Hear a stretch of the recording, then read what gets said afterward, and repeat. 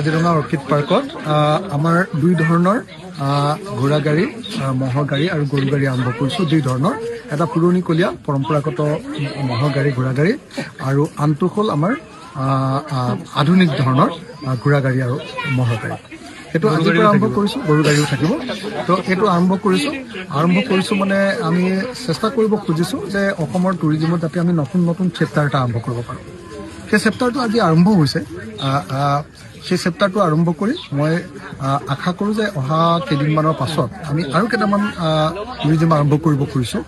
এইবাৰ আমি পাহাৰ উঠা, চাইক্লিং আৰু আপোনাৰ বাৰ্ডিঙো আৰম্ভ কৰিব খুজিছোঁ। মই সেইবিলাকতো আপোনালোকক অংশগ্ৰহণ কৰিবৰ কাৰণে অনুৰোধ জনাইছোঁ অসমৰ ৰাইজক।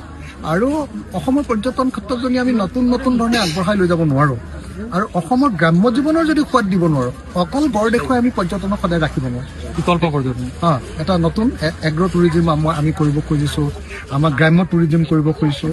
এই নতুন নতুন ধৰণৰ বস্তুবিলাকক আমি ট্ৰেণ্ডলৈ আনিব খুজিছোঁ আৰু সেইটোৱে হ'ল আমাৰ টুৰিজিমৰ এটা নতুন পৰিভাষা।